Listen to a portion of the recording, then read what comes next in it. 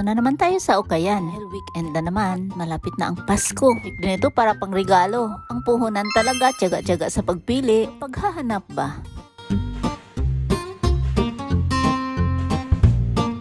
So, ito na nga, may nakita ako ditong Salvatore. Tingnan mo naman, napakaganda at magaan din siya, guys. Sulit yung kanto-kanto. Wala rin siyang gasgas at malaki. Yung leather naman niya, ang ganda rin, kumikintab. Tingnan nyo naman sa camera, pati yung hardware. At higit sa lahat, madali lang siya buksan. Kabuuan, maganda talaga ang quality.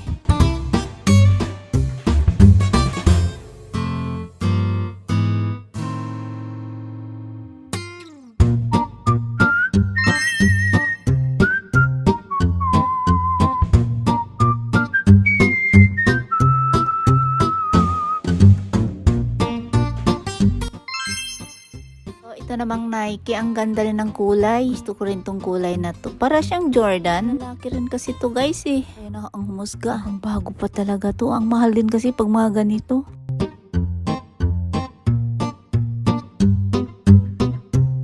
So dito ako naluka. Wala ko simpleng jacket lang. Panlalaki naman siya, guys. At Moncler ang tatak niya. Nakakahilo sa presyo, guys. Kayo na ang humusga. Pag mga ganitong brand, hindi rin basta-basta ang mga presyuhan kasi.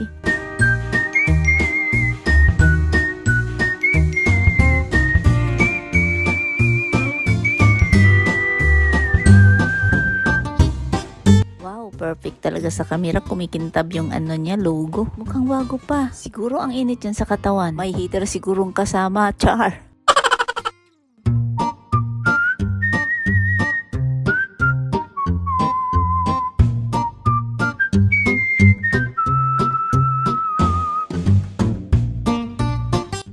So, ito naman isang Gucci. Sana pag bumili ka nito, hindi ka na matapilok. Nahilo ako sa presyo dito. Wait, basta pag Gucci, ganito naman talaga ang presyuhan. Dahil kung bago din yan, 50k yan pataas. Hawak lang tayo. May talagang maganda rito, guys. Dahil magkabilaan kasi dito, Gucci eh. Umuulan yata ngayon ng Gucci. Sa kabila naman, puro naman sila mga bag. Lang ang tataas. Hirap abutin, kaya ganito na lang ako mag-video, guys. Dahil sa mahirap abutin, nakakadena kasi may tali ba? Kaya limitado rin ang paghila mo.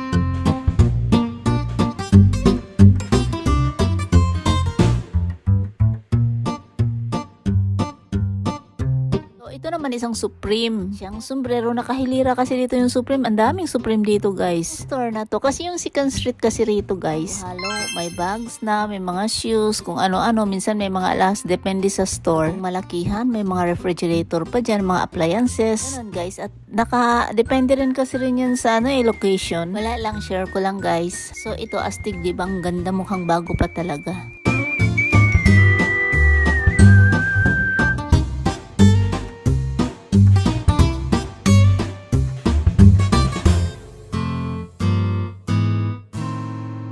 Wow! Papawaw ka talaga nito. In fairness, napakalinis ha. At ito naman isang Tory Burch. Guys, ang ganda talaga lalo na sa personal. Sa loob, ang linis, mayroon pa siyang dust bag. Tingnan mo yung pet. White na siya ha, wala siyang kabakas-bakas na dumi. Perfect din to pang regalo. Ganda yung leather niya, hindi siya yung matigas. Kaya komportable dalhin. Alam nyo, guys, sulit pati yung niya pang crossbag. Pang crossbag din niya, walang gasgas, ang ganda. Kaya pag bumili ka na nito, hindi ka na rin lugi. At ang ganda ng style niya. At pwede din siya sa handbag. Yung logo, tingnan nyo naman, hindi nag-fade. Napaka gold na gold at walang gasgas din.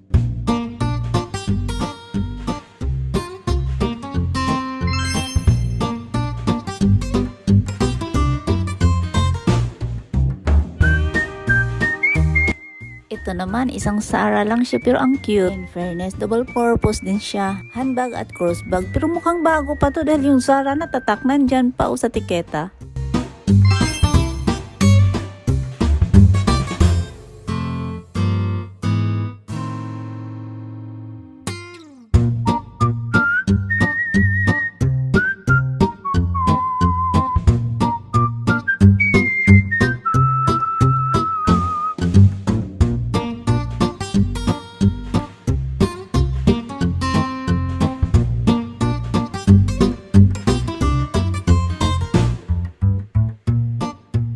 Ganda rin ng G&M. Pansin ko lang yung material, napaka-smooth. Maganda yung quality. Astig din sa kulay to. Totoo ba tong kulay na to na yung tiger? Dahil para siyang balahibo eh. Malambot kasi mukhang tiger at saka madulas. Di ko sure guys kasi ang ganda talaga sa personal pag hinahawakan mo. Tapos yung balahibo niya parang kumikintab. Parang ganun ba? So yan, binuksan ko, ang ganda diba? Ang linis pa. Maliit lang siya tingnan pero malaki. Marami ding mailalagay guys.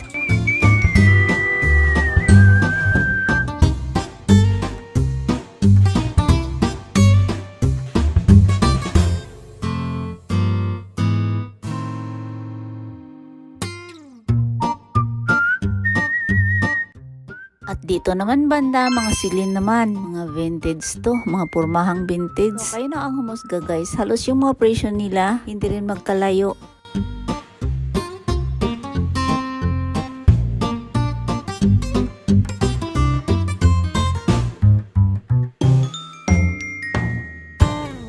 So, ito naman isang backpack. So, sa ganyang presyohan, mura na yan. Dahil silin din yan. Alam nyo din pag silin, pang malakasan.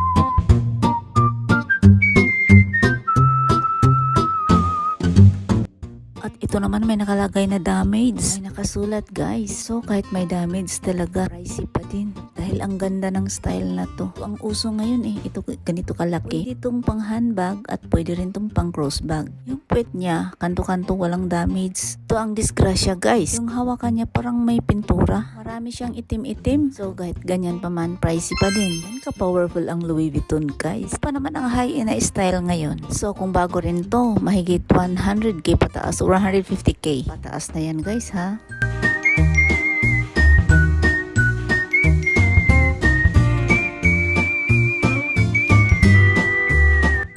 Wow, may Gucci palang ganito. Ay grabe ang bigat, wala pang laman. Ang kulay niya cream guys. Maganda naman yung kulay. Malinis. Pero ang bigat, talagang vintage ang dating. In fairness naman, maganda pa rin yung quality.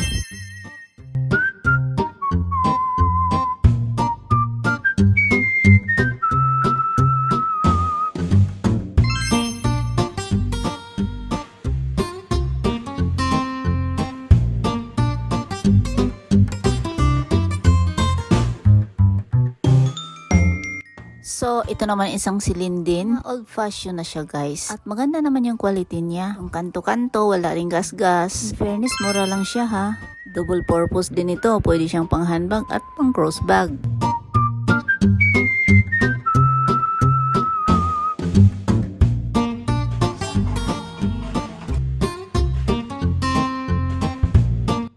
So, ito naman isang long cham. Ang ganda ng kulay, malinis pa rin. At tama lang din yung laki ha. So, ito naman siya, walang pang crossbag, isa lang siyang handbag. Ang ganda ng kulay niya guys, ang lamig sa mata. So, tingnan nyo naman, ang ganda, di ba? Walang dumi.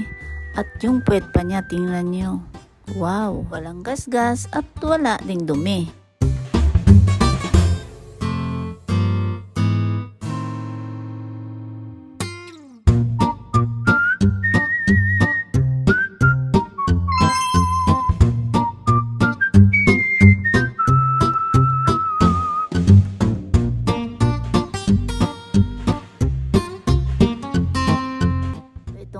to, nakasalamin naman. Inspect na natin yan, medyo pricey. At tingnan nyo na lang guys, hindi ko na siya kinuna ng details.